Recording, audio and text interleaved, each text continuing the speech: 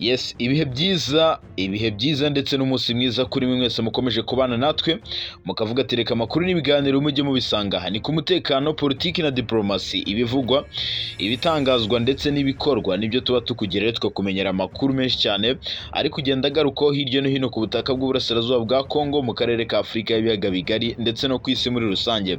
Ni amakuru ndibuze kuba mpera kuri aya makuru akomeye cyane yatangajwe na Minisitiri w'Ububanyi n'Amahanga n'Ubutwererane w'u Rwanda, Ambasaderi Olivier Nduhungirehe, avuga ko kuvana ingabo za RDF ku butaka bwa Kongo bitari mu masezerano y'amahoro y'u Rwanda na Repubulika Iharanira Demokarasi ya Kongo. Rero ku munsi wo kuwa gatanu, uyu munsi tariki ya 27 Kamena 2025, nibwo u Rwanda na Kongo biza gushyira umukono kuri aya masezerano mu muhango uza kubera i Washington DC muri Leta Zunze Ubumwe za Amerika.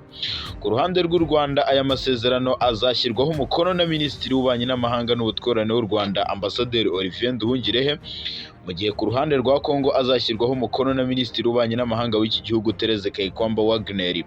Magingo yangaya ni amasezerano akubiye mu ngingo zitandukanye, harimo ingingo nyinshi ndibuze ko mbabwira mu buryo burambuye, ariko ni amasezerano bivugwa ko namara gusinywa, Perezida wa Leta Zunze Ubumwe za Amerika Donald Trump yamaze gutangaza ko azaba ari cyo gikorwa cya mbere akoze mu karere ka Afurika y'ibiyaga bigari gishobora kuba kizamuhesha amanota ku ruhando mpuzamahanga mu gukemura ibibazo, kuko iki kibazo cy'u Rwanda na Kongo ni kimwe mu bibazo bimaze imyaka myinshi kandi bidafite icyizere cy'uko bishobora kuzarangira. Donald Trump rero avuga ko iki ari cyo kintu kimuraje ishinga kugira ngo akemure ibi bibazo byose. Ndaza kandi kukubwira n'andi makuru akomeye cyane.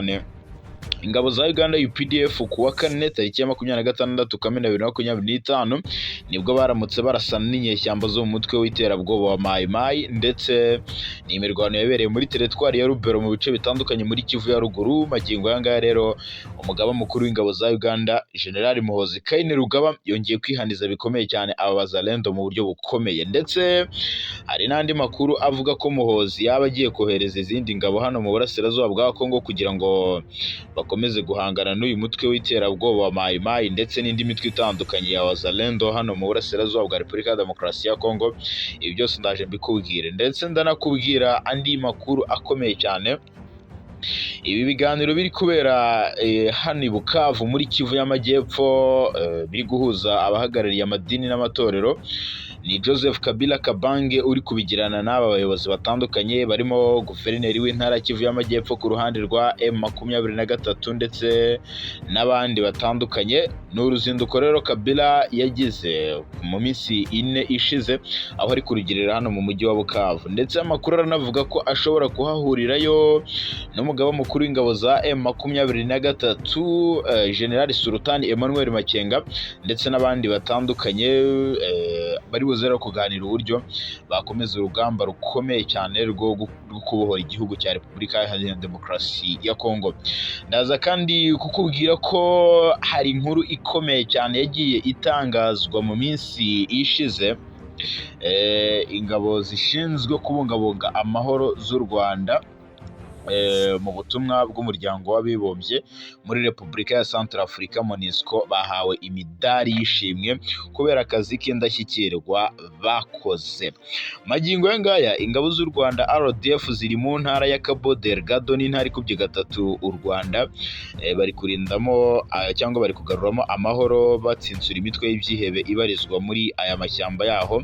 Ni umuhango rero wo gutanga iyi midari y'uyu muryango w'abibumbye wari uyobowe n'umuyobozi w'ingabo za MONUSCO Lieutenant General Humphrey Nyone, ndetse washimiye bikomeye cyane ingabo z'u Rwanda kubera ubuhanga bwabo bagaragaza, imyitwarire yabo ndetse n'ubwitange mu bikorwa byo kubungabunga amahoro atari muri Repubulika ya Centrafrica gusa ndetse n'ahandi hose ku isi. Ndanakubwira rero n'ibyagiye bigarukwaho muri iki gihugu cya Centrafrica, ndetse na perezida w'iki gihugu Faustin Archange Touadéra yagaragaje byinshi bikomeye cyane ashimira perezida wa Repubulika y'u Rwanda Paul Kagame ndetse n'ingabo z'u Rwanda RDF muri rusange. Ndakubwira rero kandi ko muri Kenya ibyamamare bitandukanye byinjiye mu myigaragambyo ikomeye cyane iri kubera mu murwa mukuru i Nairobi.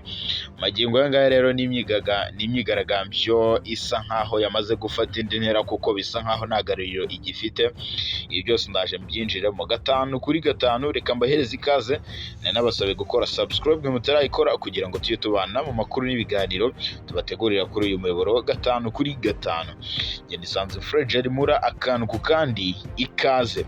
Reka munyemerere n'ubundi mpere kuri iri tangazo ryashyizwe ahagaragara na Minisiteri y'u Rwanda ivuga ko kuvana RDF cyangwa ingabo z'u Rwanda muri Repubulika ya Demokarasi ya Kongo bitari mu masezerano y'amahoro y'u Rwanda na Repubulika ya Demokarasi ya Kongo. Guverinoma y'u Rwanda yabeshyuje amakuru yavugaga ko mu masezerano y'amahoro y'u Rwanda na Kongo harimo ingingo isaba u Rwanda guhita zivana ingabo ku butaka bwa Repubulika ya Demokarasi ya Kongo.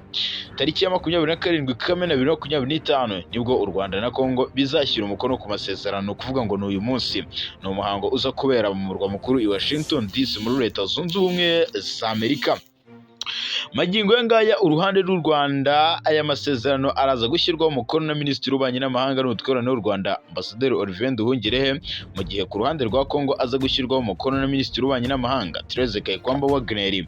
Mbere yuko aya masezerano asinywa, mu bitangazamakuru bitandukanye mpuzamahanga hagiye havugwa amakuru y'ingingo bivugwa ko zari zikubiye muri aya masezerano. Ibi byanatumye u Rwanda runenga abafite aho bahuriye n'uyu mushinga w'amasezerano ko uyu mushinga washyizwe ku karubanda, ndetse ngo bitari kuba ari ibintu byiza, ndetse ngo bitakabaye ari ibintu byari gukorwa. Imwe mu ngingo rero yakunze kugarukaho kenshi ni ingingo y'uko u Rwanda rwasabwe kuvana ingabo zarwo ku butaka bwa Repubulika ya Demokarasi ya Kongo, bavuga ko rufite. Gusa ikinyamakuru Africa Intelligence cyandikira i Paris mu Bufaransa kiri mu byakunze gutangaza aya makuru, ndetse gitangaza aya makuru y'ibihuha kigoreka imvugo, ndetse kivuga ko ngo u Rwanda rushobora kuba ruzasohora ingabo zabo ku butaka bwa Repubulika ya Demokarasi ya Kongo mu masezerano azasinyirwa i Washington DC. Ndetse amakuru yandi aravuga ko Minisitiri w'Ububanyi n'Amahanga n'Ubutwererane w'u Rwanda Ambasaderi Olivier Nduhungirehe abinyujije ku rubuga rwa X yahoze yitwa Twitter yabeshuje ibinyamakuru bitandukanye, avuga ko u Rwanda atari rwo rwagaragaje ukutishimira, avuga ko u Rwanda ari rwo rwagaragaje ukutishimira kuba kubikubiye muri aya masezerano yarwo na Repubulika ya Demokarasi ya Kongo gushyigikirwa ndetse no gushyirwa ku karubanda, aho kuba Amerika yonyine n'ibihugu bizashyira umukono kuri aya masezerano babigumana. Ati birasa naho ikinyamakuru Africa Intelligence nta bimenyetso cyangwa ubwenge bafite kuri ibi biganiro cyangwa kubikubiye muri izi nyandiko z'aya masezerano. Ati cya mbere ni uko Amerika ndetse n'isi muri rusange barakajwe no kuba aya masezerano yarashyizwe ku karubanda ndetse n'ibikubiye muri aya masezerano. Ati u Rwanda rwasabye impande zombi kubahiriza ibi biganiro mu buryo bw'ibanga. Minisitiri Nduhungirehe rero yanavuze ko aya masezerano nta hantu na hamwe u Rwanda rusabwa kuvana ingabo zabwo ku butaka bwa Repubulika ya Demokarasi ya Kongo, ndetse rurasabwa kuba rwakuraho ingamba z'ubwirinzi rumaze igihe rwarafashe.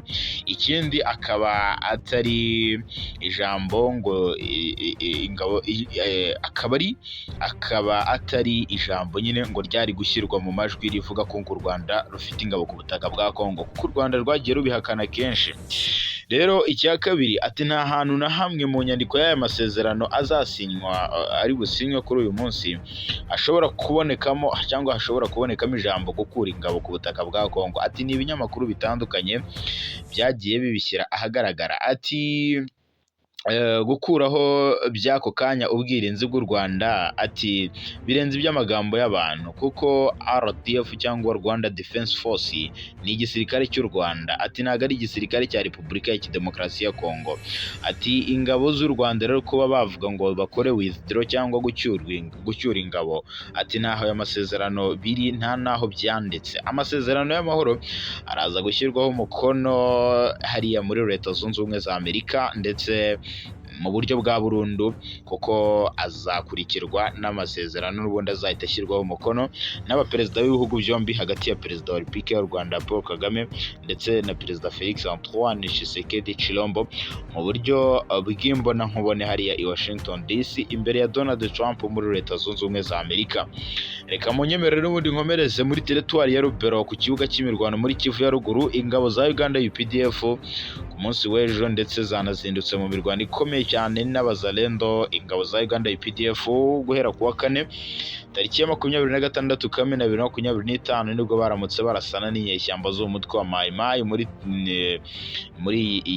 muri teritwari ya Lubero muri Kivu ya ruguru. Ni imirwano impande zombi rero zarwaniye mu duce twa Vuyinga, Mabambi ndetse no mu duce duturanye na sheferi ya Baswaha iherereye muri teritwari ya Lubero muri Kivu ya ruguru. Abaturage bo muri utu duce ndetse n'abayobozi baho baremeza ko iyi mirwano yanatumye ubuzima bwaho busa n'ubuhagaze kuko amakuru aravuga ko bamwe bahunze kubera urusaku rw'amasasu rwumvikanaga muri ibi bice. Byageze naho rero ngo amasasu abasanga ahegereye ahitwa Kalundu ndetse no ku mugezi wa Mususa. Aha rero ngo hari kurasana gukomeye cyane kuko ingabo za Uganda UPDF zari ziri kurasa abazalendo mu buryo bumwe cyangwa ubundi. Umwe mu baturage rero tubatuye muri bice yavuga ko yumvaga urusaku rw'amasasu rw'imbunda ziremereye cyane. Ibi byanatumye rero igikuba gicika mu baturage. Kugeza rero ku gicamunsi cyo ku wa kane nibwo imirwano y'impande zombi yari ikomeje ndetse no mu rukerera rw'iki gitondo yongeye kubura ndetse yamfashe indi ntera kuko umugaba mukuru w'ingabo za Uganda General Muhoozi Kainerugaba niwe watanze itegeko avuga ko bagomba gutsinsura no kugaba ibitero biremereye cyane ku bazalendo bakomeje kwica abantu muri Repubulika Demokarasi ya Kongo. UPDF rero na FARDC ngo bazafatanya mu kurandura uyu mutwe wa wazalendo cyangwa bakarasa aba bazalendo, ariko birasa nkaho Repubulika Demokarasi ya Kongo iri kubigendamo gake, ahubwo UPDF akaba ariyo ibishyiramo imbaraga. General Muhoozi rero aheruka no kujya i Kinshasa aho yahuriye na perezida Felix Antoine Tshisekedi Tshilombo ndetse n'umugaba mukuru w'ingabo za leta ya Kongo FARDC Lieutenant General Julius Jili Banza Mwilabwe. Ndetse amagingo yangaya UPDF ikomeje imirwano ikomeye cyane n'abazalendo muri teritwari ya Lubero ho muri Kivu ya ruguru. Ni imirwano n'ubundi ishobora gusiga UPDF yigaruye bimwe mu bice bitandukanye kugira ngo igabanye ubugizi bwa nabi birimo n'umujyi wa Butembo nta gihindutse. Abahuza bafite inyota yo kubona ibihugu bibanye neza kuko urumva ko anyarukira muri Togo kwa Nyasimbe aramuganiriza ibyo bagize gute baganiriye. ubwo ni nabwo umwanzuro tujya gute tumenya. Bivuze ko rero nge mbihanze amaso kandi nizeye ko hari icyo biza gutanga, gusa aho byapfira nkeka ko ari kwa Cyabitamo kwa Tshisekedi ashaka kujya gutya kongera akabizambya, birashoboka cyane. Yego. Hanyuma former president Joseph Kabila i Bukavu akomeje ibiganiro n'intumwa zaturutse mu mashuri makuru na za kaminuza muri Sud Kivu. Ni mu gihe cy'iminsi 2 amaze mu ntara Kivu y'Amajyepfo. Uwahoze ari perezida wa Congo Joseph Kabila Kabange akomeje ibikorwa by'ibiganiro agirana n'inzego zitandukanye mu rwego rwo gushakira amahoro arambye igihugu cye. Ku munsi wa kabiri w'uruzinduko rwe, Kabila yakiriye intumwa z'abarimu baturutse muri za kaminuza n'amashuri makuru yo mu ntara Kivu, ariko ari muri Hotel D hano Goma, hano Bukavu. Bukavu ntabwo bahita aka kanya kuko n'ubundi hari umutekano muke ndetse biragoye. Bahagarariye abandi rero mu ihuriro ry'abayobozi b'ibigo by'amashuri makuru na za kaminuza ni Conference de Chef de Stabilisement. Igifaransa bari kugisoma bya bingora ariko nuko muri iyo ntara. Mu kiganiro nyunguranabitekerezo cyabereye mu mujyi wa Bukavu, aba barimu bagaragaje ko bishimiye cyane iyi gahunda Kabila yatangije yo gushakira amahoro igihugu cye, bavuga ko rwose ari inzira nziza mu kunga abanyekongo no gushaka ibisubizo birambye ku bibazo by'umutekano muke uri muri iki gihugu. Profeseri Fatuma Ngongo wari warayoboye iryo tsinda yagize ati twaje twitabiriye ubutumire bwahawe ihuriro ryacu kugira ngo dutange umusanzu muri ibi biganiro. Twishimiye ko nyakubahwa wahoze ari perezida wacu yafunguye uru rubuga rwo kuganiramo ndetse birarushaho gutanga icyizere ko amahoro ashobora kuboneka mu gihugu. Yongeyeho ko ibiganiro byabo na Kabila byibanze ku ngingo 12 yagaragaje nk'ishingiro ry'umushinga we wo kugarura amahoro mu gihugu, harimo ibijyanye no kunga ubumwe bw'abanyekongo, gusubizaho ubuyobozi muri teritwari zimwe na zimwe, guharanira ko ubutabera bukora neza ndetse no gukemura ibibazo by'imibanire hagati y'abanyagihugu. Uyu mugabo wategetse Repubulika Iharanira Demokarasi ya Kongo yego hagati ya 2001 na 2019 yatangiye gahunda i Bukavu, nyuma y'uko nanone avuye i Goma aho ku munsi wa mbere yakiriye inzego zitandukanye zirimo Barza intercommunautaire, ihuriro ry'amoko ndetse n'imiryango gakondo, dynamique de jeunes y'urubyiruko nyine, abakuru rero b'imiryango gakondo nabo nuko, ndetse na Federation de Entreprises du Congo. Aba bose rero kimwe n'abarimu bamuganirije impungenge bafite ku kuntu umutekano wifashe nayo mu burasirazuba bwa Kongo, ndetse banagaragaza ibyo bifuza ko byakwitabwaho mu rugendo rw'amahoro kugira ngo Kongo yongere kuba igihugu mu bihugu bitekanye kandi gifite amahoro muri rusange. Twihute cyane, yitwa Jean-Jacques Wondo Bwana Nsanzimfura, uyu yamaze amezi hafi 8 afunzwe n'igisirikare cya Kongo. Mbona rero ko avuga ko yiyumviye amajwi y'umusirikare wigamba kwica Tshisekedi. Yego ndetse yego uyu rero yabwiye inteko ishinga amategeko ibintu bikomeye cyane. Yego inteko ishinga amategeko y'umuryango w'ubumwe bw'Uburayi EU, urumva avuga ko yiyumviye umusirikare ngo yigamba kwica Cyabitama Tshisekedi ndetse no kwica abatavuga rumwe n'ubutegetsi. Uyu wundi rero afite ubwenegihugu bwa Repubulika ya Demokarasi ya Kongo n'Ububiligi. Rero tariki ya 22 Gicurasi 2024 nibwo yatawe muri yombi n'abakozi bo mu rwego rwa gisirikare rushinzwe iperereza Demiapo, aho akekwaho uruhare mu gikorwa cyo guhirika ubutegetsi bwa Perezida Tshisekedi. Uyu mugambi rero ngo waje gupfuba tariki ya 19 Gicurasi. Icyo gihe uyu Wondo usanzwe ari inzobere mu bushakashatsi mu bya gisirikare yatawe muri yombi mu gihe yari umujyanama mu mavugurura y'urwego rwa Repubulika ya Demokarasi ya Kongo rushinzwe iperereza. Muri Gashyantare 2025 nibwo yafunguwe nyuma y'igitutu ubutegetsi bwa Kongo bwashyizweho na leta y'Ububiligi n'inteko ya EU, kuko yaraherutse gutora umwanzuro usaba ko arekurwa agasubira i Buruseli mu Bubiligi, aho yari yarakatiwe igihano cy'urupfu, ariko we ashimangira ko arengana. Ku ya 25 Kamena 2025 ubwo Wondo yari imbere y'abagize inteko ya EU, yashimangiye ko yakatiwe igihano cy'urupfu, nyamara nta bimenyetso bigaragara ko yagize uruhare mu kwica cyangwa guhirika ubutegetsi bwa Perezida Felix Antoine Tshisekedi byapfubye. Uyu Wondo rero wari wambaye ishati ijya gusa n'impuzankano y'imfungwa zo muri gereza ya gisirikare ya Ndolo yafungiwemo. Urabona ko yagaragaje ko Kongo ngo iri kurohama bitewe n'uko ngo ubutabera bwifashishwa nk'igikoresho cyo gukandamiza ikiremwa muntu. Agira ati ubutabera bwa Kongo burarembye cyane, ati sinjye njyenyine ubivuze kuko na Perezida Felix Tshisekedi yarabyivugiye, ati gukoresha ubutabera muri Kongo, umukuru w'igihugu rwose areka abantu bakivanga byeruye mu mikorere y'ubutabera. Yego yakomeje rero agira ati by'umwihariko mu butabera bwa gisirikare, mbere y'uko abacamanza bafata icyemezo, ati barabanza bakavugisha abayobozi bo muri urwo rwego, ati bakabagira uruhare muri uru rubanza kandi badahari batanazi iby'aya mabwiriza. Uyu Wondo yasobanuye ko rero mu gihe yari afungiwe muri kasho y'urwego rwa gisirikare rushinzwe iperereza, ngo urupfu rwari rumwegereye cyane kuko yabonye imfungwa ngenzi ye yicwa n'umusirikare, amubwira ko abicwa ari abatavuga rumwe n'ubutegetsi bwa Tshisekedi.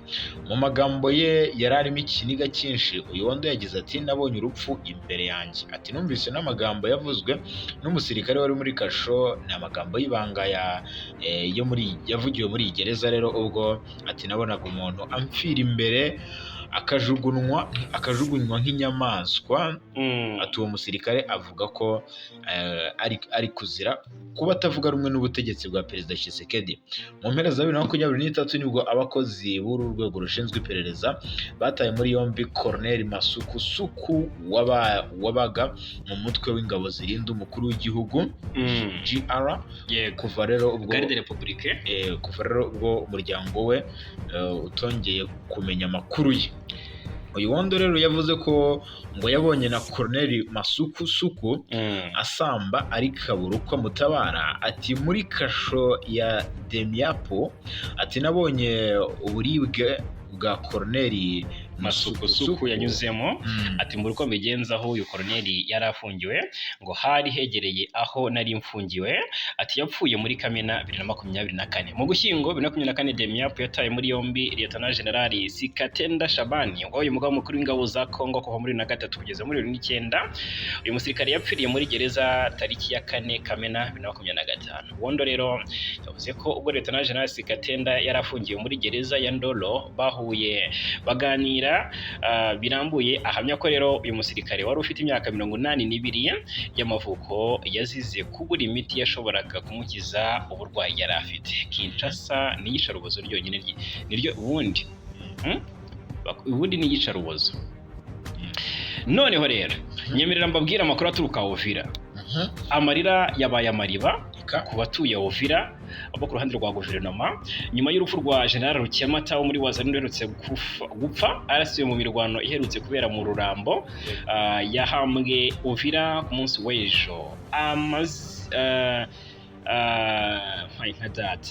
Ngo amaziko ye yabaye kuri ya 4 tariki 26 Kamena. Akaba yakozwe igihe cy'isaha ya saa 6 z'amanywa kuzikwa kwe. Ababaye ubwo rero bavuga ngo ababayeho yazikwaga babwiye itangazamakuru ko umuhango wo kumushyingura waranzwe n'ibihe bigoye. Ni mu gihe abebo n'abo mu ruhande rwa Wazalendo batari borohewe na habe namba.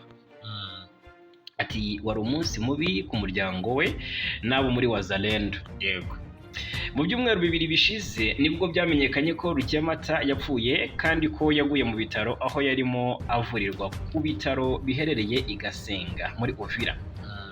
Uyu Rukiamata yarasiwe mu mirwano yahuzaga twirwanaho n'ihuriro ry'imitwe yitwaje intwaro ya Wazalendo na FDLR ikorana bya hafi n'ingabo za Congo FARDC. Ni imirwano amakuru avuga ko yabaye mu ntangiriro z'ukwezi kwa 6 aho yaberaga mu bice bya mu Rurambo ho mu misozi ya Uvira. Ndetse aya makuru anavuga ko yanavugaga ko rwose uruhande rwa leta rw'Abazalendo nirwo rwagabye kiriya gitero kuri uyu mutwe twirwaneho, bikaza kurangira General Rukiamata wari ukiyoboye agikomerekeyemo mbere y'uko aza kugwa mu bitaro ari kuvurwa. Rukiamata rero ibyakunze ko ahambwa mbere nk'uko itangazo rya Wazalendo ryo mu cyumweru gishize ryabivuze, kuko ryasobanuye ko amaziko ye agomba kuba guverineri ahari, ariko icyo gihe akaba yari mu ruzinduko i Kinshasa. Ubwo rero nyuma y'aho guverineri azindukurutse nk'uko babyanditse aha ngaha cyangwa se yakubutse, hahise hategurwa umuhango wo kumushyingura. Umunsi w'ejo rero akaba yarashyinguwe ashyingurirwa ku irimbi rya Hazuri riherereye hafi na Institute Kitundu ibarizwa muri quartier ya Kasenga. Apfuye mu gihe Wazalendo amazi yari ataramanuka intoki bahambye, kandi undi wari umujenerali ukomeye muri bo witwaga General Mutetezi. Uyu we yishwe arashwe n'abagenzi be nyuma y'aho bagize ibyo bapfa bikabaviramo kurasana hagati yabo. Sabo gusa kuko hari n'abandi bajenerali 2 baheruka gupfa, harimo n'uwaguye mu bitero by'Abazalendo bagabye ku mutwe wa twirwaneho mu Mikenke. Kimwe cyo rero umuzalendo wese ugize itsinda ayoboye ryaba ririmo abarwanyi bari munsi ya 10 ahitwa ahita yita generali, amapeti yabo ari autoproclame. Ibyo byatumye abo muri iri huriro rya Wazalendo bagira ba generali benshi yo kuvuga ngo hapfuye umuntu ngo ni generali, ngo hapfuye nde yari generali. Tubwira iby'imirwano rero yaciye ibintu hagati ya Wazalendo ndetse n'ingabo za Uganda UPDF. Bwana Nsatufura Jarimura barasanye buragica, ese gica yabonetse yakomeje kubura, byagenze biti? Ni amakuru avuga ko rero imirwano yanatangiye kuwa kane Bwana Fagi Kenamura, aho imirwano yazindutse nyuma y'uruzinduko rwa Muhuzi Kinshasa rwamaze iminsi ibiri ariko ruca igikuba, atangaza ko UPDF na FARDC bagiye kurasa kuri Wazalendo. Yego, ni amakuru avuga ko rero imirwano yaramutse ku munsi w'ejo yari imirwano iremereye cyane, kuko umutwe wa Mai Mai uri mu mitwe yitwaje intwaro ikorera mu burasirazuba bwa Repubulika ya Demokarasi ya Kongo yihurije hamwe n'Abazalendo ngo bari bahanganye bikomeye cyane igisirikare cya Uganda UPDF. N'imirwano y'impande zombi yaramukiye mu bice bitandukanye bya Vuyinga, Mabamba ndetse no mu duce dutandukanye two muri sheferi y'Abaswaga iherereye muri teritwari ya Rubero muri Kivu ya ruguru. Abaturage bo muri utu duce ndetse n'abayobozi baho baremeza ko rero iyi mirwano yanatumye ubuzima busa n'ubuhagaze muri ibi bice. Umuturage rero wavuganye n'ikinyamakuru cyacu waduhaye amakuru aravuga ko kugeza ubu ngubu kuva mu masaha y'isa 12 z'igitondo ku munsi w'ejo aribwo humvikana urusaku rw'intwaro ziremereye cyane n'izoroheje. Amagingo yanga aravuga ko rero ngo ahegereye ahitwa Kalundu ku mugezi n'ahitwa Musasa, ahangaha ngo bari kurasana, kuko biravugwa ko rero ngo batangiriye mu misozi miremire ahitwa Muhola, ni mu duce rero twa Vuyinga, aho abanyeshuri baho ngo bamaze no gutaha. Yego, bamaze no gutaha ndetse amaduka menshi arafunga kuko ni urusaku rw'intwaro ziremereye cyane. Rero umwe mu baturage yatubwiye ko kugeza ubu ngubu imirwano nubwo yumvikanaga muri ibi bice, ariko ibi byanatumye hacika igikuba mu baturage, kuko yari imirwano isa nkaho itangaje cyangwa bari kumvikana intwaro zidasanzwe. Yari imirwano ikomeye. Yego, kugeza rero ku gicamunsi FARDC ntabwo yafatanyije na UPDF. Magingo yanga kugeza ku gicamunsi ntabwo byahita bikunda. Kugeza rero ku gicamunsi cyo kuwa kane ku munsi w'ejo nibwo impande zombi zari zikomeje guhangana bikomeye cyane, kuko umutwe wa Mai Mai niwo warasaga bikomeye cyane. UPDF rero igisirikare cya Uganda cyaramutse kirasa mu buryo bukomeye cyane uyu mutwe wa Mai Mai, mu gihe umugaba mukuru w'ingabo za Uganda General Muhoozi Kainerugaba aherutse gutangaza ko agiye kurwanya Abazalendo mu buryo bukomeye, akabagabaho ibitero. Yanditse ku rubuga rwa X ati Abazalendo rwose ni umutwe ugambiriye ikibi. Ingabo zihuriweho hagati ya UPDF na FARDC ati tugiye kubagabaho ibitero simusiga. Yego, ati rwose aho muri hose tuzababona. Muhozi rero arabyibuka gaheruka Kinshasa n'ubundi akaganira na Perezida Tshisekedi, yashinjije Abazalendo rero kuba bafasha FARDC mu ntambara bahanganyemo n'umutwe wa M23 bica abaturage begereye umupaka wa Uganda. Ati rero ntabwo, ahubwo ngiye kubona hari ikintu kigiye kuvuka. Hari indi nkuru tuza kuvuga kuri UPDF ituruka mu gihugu cya Uganda. Yego, wabwiraga ko hari ikintu kigiye kuvuka muri ibi bintu. UPDF nirwanya Abazalendo, kandi Abazalendo bafatanya na FARDC. Yego, bigiye guhita bikurura umwuka mubi. Birawukurura cyane, kuko UPDF nanone ifatanya na FARDC mu kurwanya ADF no kurwanya M23. UPDF ifatanya na FARDC mu kurwanya ADF muri Operation Shujaa, kandi FARDC ifatanya na Wazalendo guhangana na M23. Urumva ko biraza kuba bibi, biraba bibi cyane. Tubyitege, twitege umwiryane hagati ya UPDF na FARDC, ntabwo wabura, ndetse n'umwiryane hagati ya FARDC na Wazalendo, kubera ko bari kuvuga batari ko mwatangiye kutugambanira. Buriya ibyo Muhozi yatangaje byari ukuri, ku rundi ruhande ni ubyumva utyo. Yego, mbere yuko tunyarukira n'ubundi mu yandi makuru muri Kivu y'Amajyepfo, tunavira rimwe ku mirwano yo mu burasirazuba bwa Kongo, hahishuwe imigambi mibi ingabo z'u Burundi zifite ku banyamulenge. Umutwe twirwaniye ubarizwa mu ihuriro Alliance Fleuve Congo, ibarizwamo kandi n'uwa M23 watangaje ko ingabo z'u Burundi ziri gutegura kugaba ibitero ku banyamulenge mu misozi ya Fizi, Uvira na Mwenga mu ntara Kivu y'Amajyepfo. Bikuye mu itangazo uyu mutwe watwirwaneho washyize hanze deja kuwa gatatu 2025 nibwo wari yishyize hanze. ubwo rero iryo tangazo rigaragaza ko igisirikare cy'u Burundi cyongeye kwambutsa abasirikare bacyo ku bwinshi muri Kivu y'Amajyepfo mu rwego rwo kugira ngo kigabe ibitero mu mihana ituwe n'abanyamurenge imurenge. Itangazo rigira riti dufite amakuru yizewe agaragaza ko ingabo z'u Burundi n'imbonerakure zongeye kwambuka ku bwinshi ku butaka bwa Congo. Rikomeza riti baturutse i Rumonge bambukira i Kazimiya ho muri Fizi mu kwambuka bakoresheje amato. Ni itangazo rigaragaza ko nyuma y'aho ziriya ngabo z'u Burundi n'imbonerakure bambutse ku butaka bwa Congo bahise bihuza n'imitwe itwaje intwaro ya Wazalendo na FDLR n'ingabo za leta ya Congo FARDC, kandi ko ikigambiriwe kinini ari ugutera ibice bitandukanye bituwe n'abanyamurenge bya Rugezi, Minembwe na Mikenke n'ibindi bice biherereye muri teritwari ya Fizi, Uvira na Mwenga. Bityo twirwaneho ikaba ishinja leta ya Kinshasa kudashyira imbere ubuzima bw'abaturage no kutabashakira umutekano muri rusange. Ni ibyo ngibyo rero mu burasirazuba bw'igihugu cyangwa bwose, si ibyo di bisa nk'ari rwose, ndakeka ari ibi ngibi. Tunyarukire mu gihugu cya Uganda. Tunyarukire mu gihugu cya Uganda tubwire. Ubona hatangijwe imikobo ikomeye cyane. Hagiye rero hatangizwa imikobo mu ntasi zikekwaho kubeshya ko ADF ishaka gutera umurwa mukuru Kampala. Ese yaba ifite uyu mugambi koko ADF? Ubundi se irabishoboye? Irabishoboye, ariko kubishyira mu bikorwa nicyo kibazo, kuko Uganda yamaze gukaza icyitwa umutekano ku mupaka. Ku bitubanguro rero dukomeze ku makuru afite aho ahuriye n'u Rwanda. Magingo ngaro igisirikare cya Uganda cyatangaje ko cyamaze gushyiraho itsinda ryo ku rwego rwo hejuru rishinzwe gukora iperereza mu bakorana n'inzego z'ubutasi nyuma y'aho abakekwaho batanze amakuru atariyo ateguza ko umutwe w'iterabwoba ADF uteganya kugaba ibitero bya karahabutaka mu murwa mukuru i Kampala. Iri tsinda rero rigizwe n'uhagarariye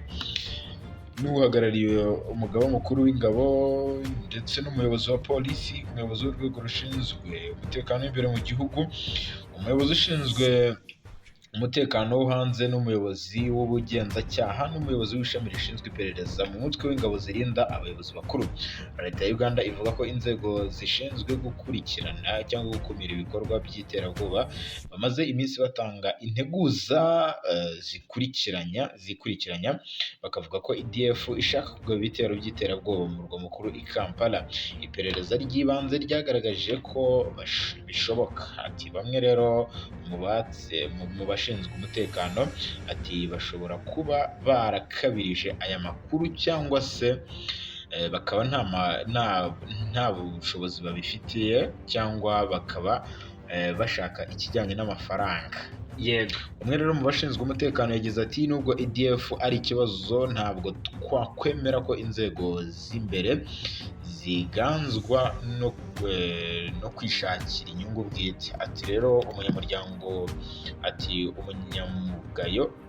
ubunyangamugayo bw'inzego zacu z'umutekano buruta byose. Iri tsinda riyobowe n'umugaba mukuru wungirije w'ingabo za Uganda Lieutenant General Sam Okidingi riteganya gusuzuma raporo z'ibikorwa by'inzego z'umutekano, itumanaho ryakozwe, uburyo amafaranga yakoreshejwe ndetse n'amakuru y'ubutasi yatanzwe ku bitero by'ubwiyahuzi mu mezi 6 ashize.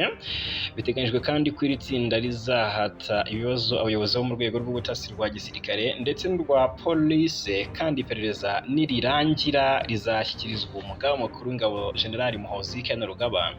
General Muhoozi aherutse gutegeka ko umuyobozi w'ishami ry'igisirikare rishinzwe kurwanya iterabwoba Colonel Peter Ahimbisibwe na Lieutenant Colonel Ephraim Byaruhanga uyobora ishami rishinzwe ibikorwa byihariye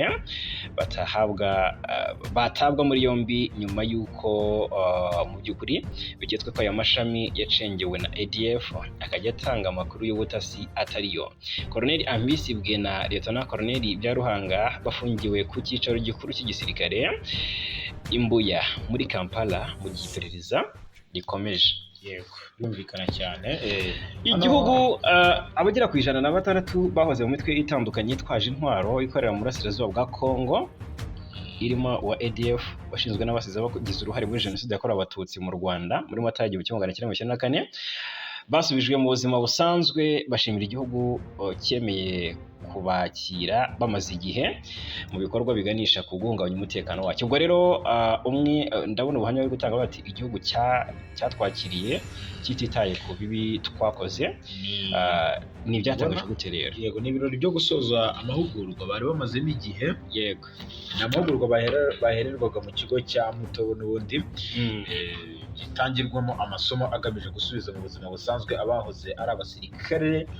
Byabaye rero ku ya 26 Kamena 2025. Abasezerewe bagize icyiciro cya 74 banigishijwe imyuga irimo ubwubatsi, gukora amazi, gukanika imodoka, gusudira, gukora amashanyarazi, gusuka, kudoda n'indi mirimo myinshi bagiye bahabwa. Rero bahawe n'impamyabushobozi itangwa mu rwego rw'igihugu rushinzwe amashuri na tekinike n'inyungu n'ubumenyingiro RTB.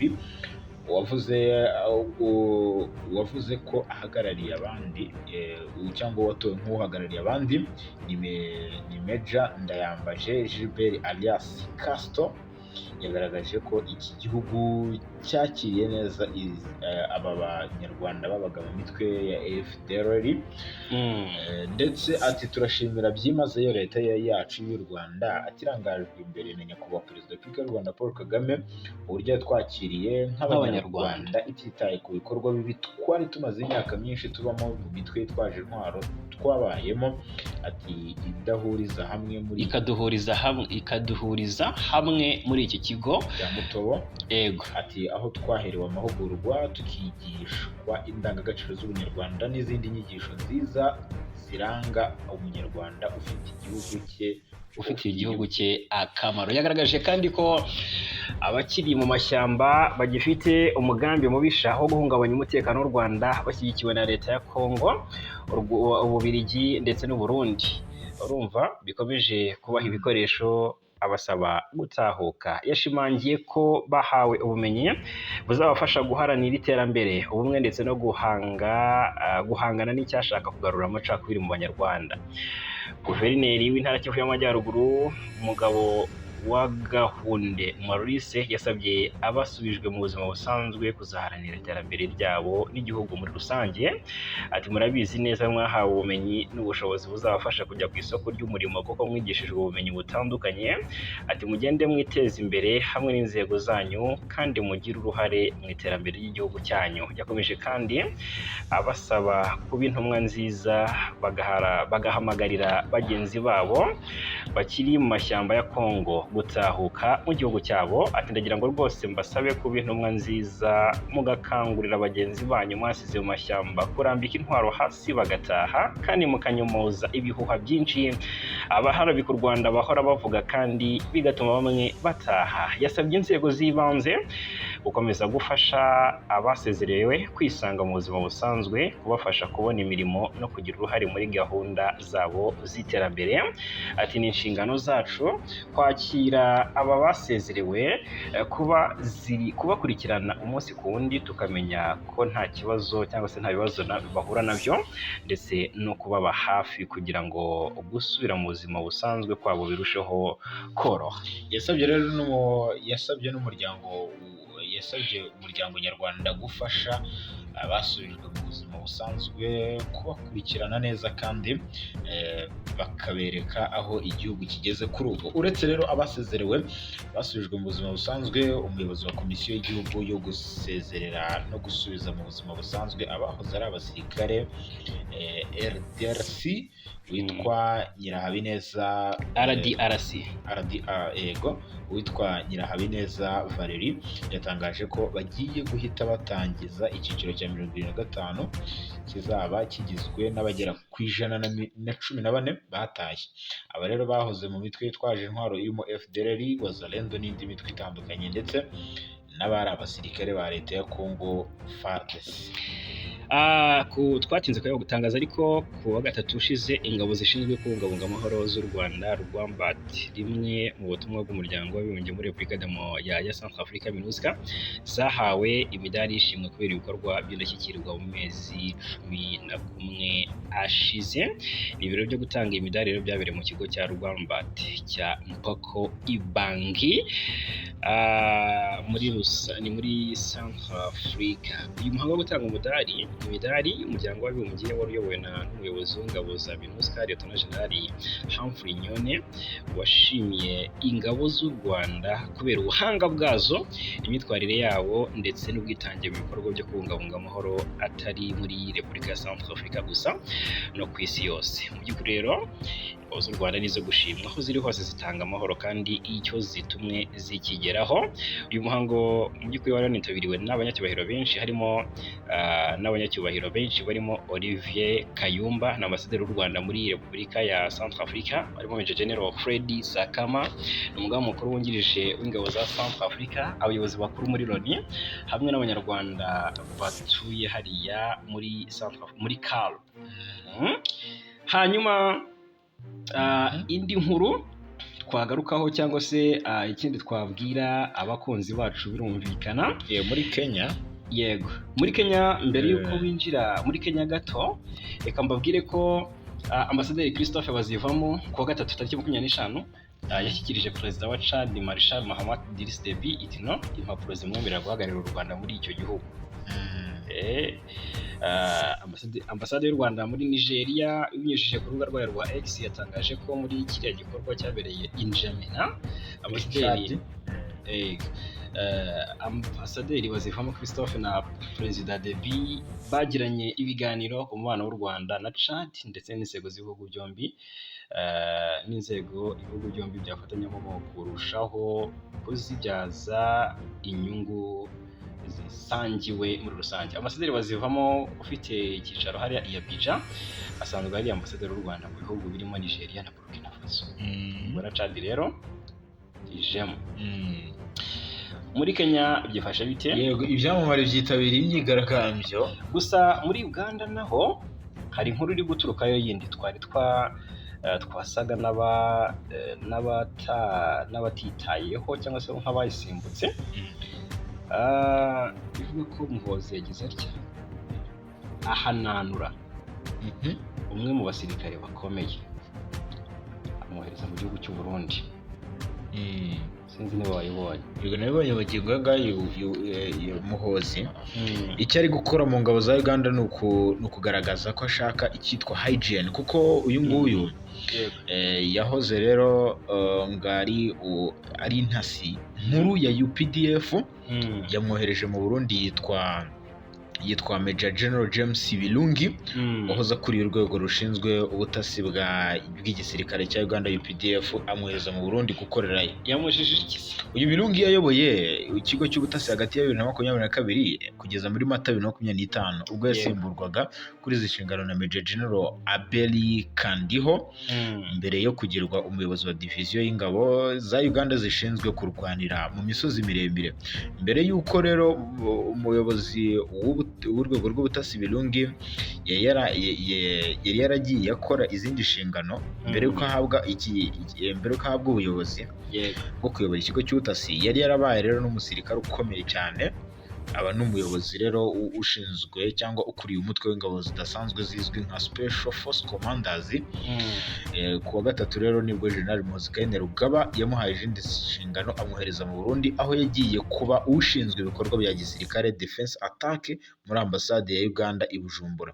Uyu Birungi yasimbuye kuri izi nshingano Brigadier General Simon Achana, utegereje rero guhabwa izi inshingano rero zo kuyobora diviziyo y'ingabo zirwanirira mu misozi miremire. Yari amazeho amezi agera kuri 2 yonyine, zahise zihabwa Brigadier General Paul Muwonge wari umwungirije.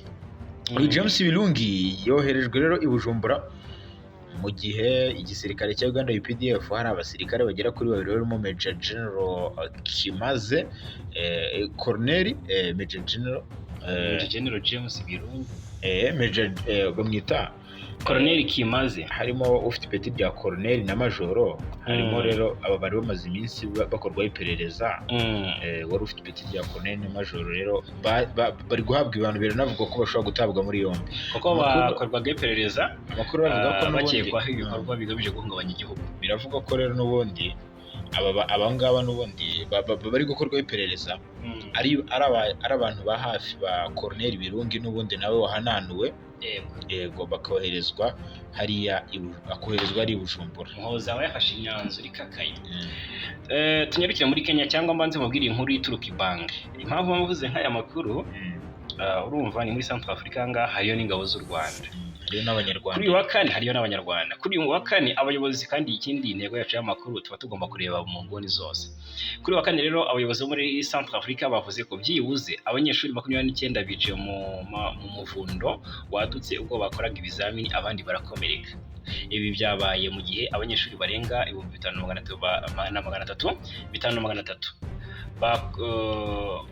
ngo bari batangiye ibizamini by'aba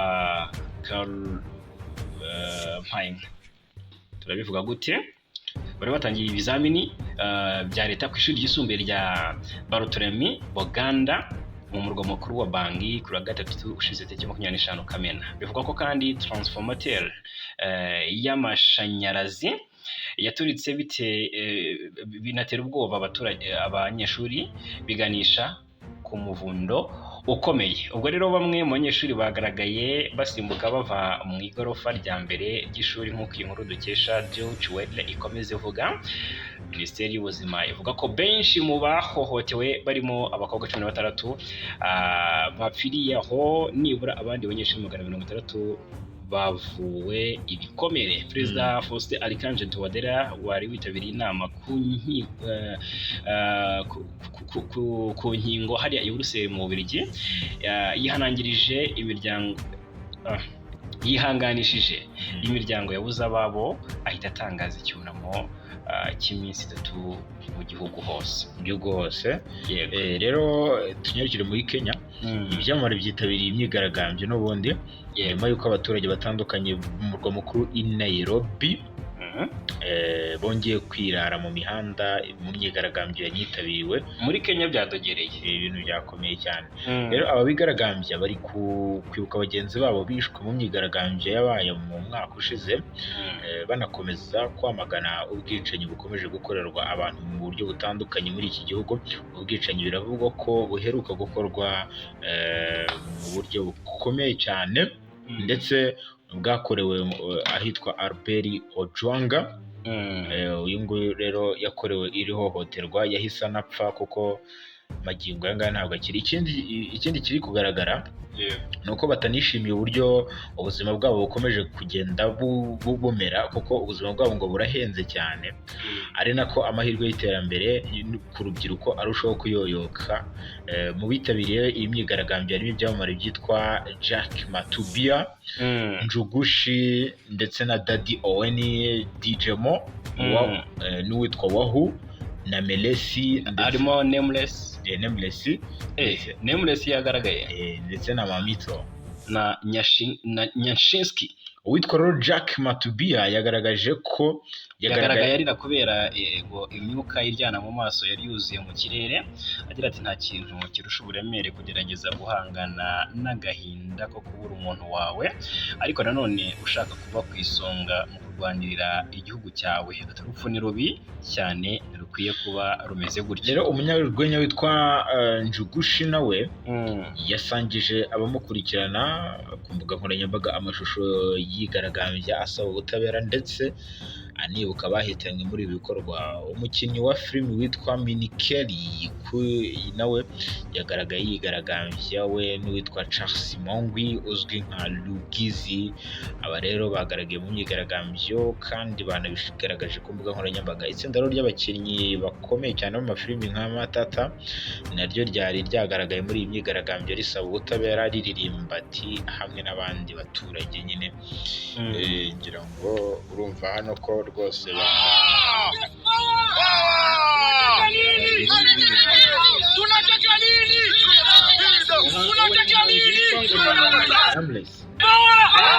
Owen ndetse na DJ Mo bashyize amashusho ku mbuga nkoranyambaga nyine niyo twarebaga, bari kuri moto ahangaha hamwe n'umunyamakuru wa radiyo ikomeye hariya muri Kenya Cyril Lotan, bajya mu mujyi rwagati aho DJ Mo yanditse ati mu mujyi turahageze twese hamwe kubw'intwari zacu. Wahu Kagwi n'umugabo we Nameless nabo basangije ifoto abantu bari kumwe n'umukobwa wabo witwa Tumiso, bose bambaye imyenda ifite amabara y'idarapo rya Kenya mbere y'uko bajya mu myigaragambyo. Umunyarwenya witwa Mamito rero yitabiriye ndetse n'umuraperi Nyashinski ari kumwe n'umugore we witwa Zia Betty bifatanya n'abandi muri iyi myigaragambyo. Undi wagaragaye ni Ndebwa na Sanzefura muri iyi myigaragambyo ni umuraperi witwa Khaligraphy Jones, kabisa arazwi cyane. wagaragaye rero nawe ashyamiranye n'abashinzwe umutekano ndetse hariho n'abapolisi bari bashaka kumukubita, gusa bamwe birutse, ariko nibona n'imyigaragambyo n'ubundi bigaragara ko komeje na n'ubu kabisa. Yes, hanyuma Iran iravuga ko byabanje kuvuga ko hari ibintu byari byavuzwe ko hari ibikorwa byayo byangijwe. Ubutegetsi bwa Iran bwo bwari bwamenyeshe ko ibikorwa remezo by'ingufu za nucleaire byangijwe bidasanzwe n'ibitero ingabo za Leta Zunze Ubumwe za Amerika zagabye muri iki gihugu twambutse inyanja ngari. Tariki 22 Kamena nibwo indege z'intambara za Amerika zo mu bwoko bwa B-2 Spirit zarashe misile zo mu bwoko bwa GBU-57 ku bigo bitatu bya Iran byari bisanzwe bitunganyirizwamo uranium ifite ubukana bwinshi. Ibyo bigo ni cya Fordo, Natanz ndetse na Isfahan. Ubwo rero amakuru avuga ko ubwato bwagenderaga munsi y'amazi nabwo bwarashe misile nyinshi kuri Tomahawk na Isfahan hagamijwe gusenya burundu biriya bigo. Muri rusange rero ibigo byose byarashweho misile 75 za Amerika biranasenywa. Ibitero Amerika yabigabye mu gihe Israel yari imaze iminsi irenga 8 ihanganye bikomeye na Iran, kuko nayo yahise irasa za misile nyinshi kuri ibi bigo. Ni mu gihe ngo Israel yatinyaga ko Amerika itabyangiza nk'uko yabyifuzaga, nk'uko aya makuru akomeza bivuga. Ubwo rero umuvugizi wa Minisiteri y'Ububanyi n'Amahanga ya Iran yitwa Ismail Bagay avuga ko ubwo yavuganaga n'itangazamakuru ikinyamakuru cya Al Jazeera ku munsi wo kwa gatatu, urabyibuka ko yari yemeje ko iki gitero cya Amerika n'icya Israel byangije ibi bigo mu buryo budasanzwe.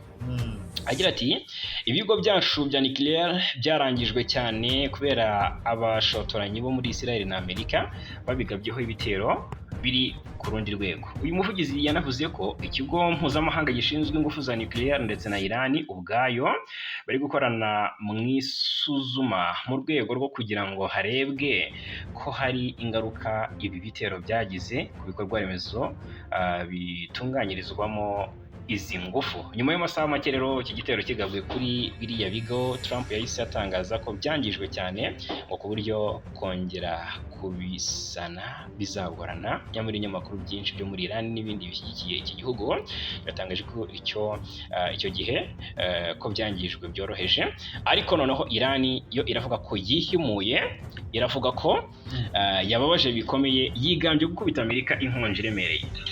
Makingo nga Iran uko kwigamba gukubita inkonji igihugu cya Leta Zunze Ubumwe za Amerika, Iran yasaga nk'iri kwihimura, kuko byatangajwe n'umuyobozi w'ikirenga wa Iran Ayatollah Ali Khamenei ku wa kane tariki 26 Kamena 2025 ubwo yamenyesheje amahanga yose ko ngo bakubise ahababaza ingabo za Amerika. Ikigo cy'ingabo za Amerika cyagabye iki gitero kirahitwa Al Obeid. Abategetsi ba Iran nk'uko babivuga baravuga ko rwose bagabye ibitero biremereye cyane mu rwego rwo kwihorera kuri Amerika yari yarashe ibigo byabo bigera kuri 3 bitunganyirizwamo ingufu za nucleaire. Ni ubwa mbere Ayatollah Ali Khamenei ageza ijambo ku gihugu ku nshuro ya mbere, kandi agatangaza ko yatsinze Israel ndetse na Leta Zunze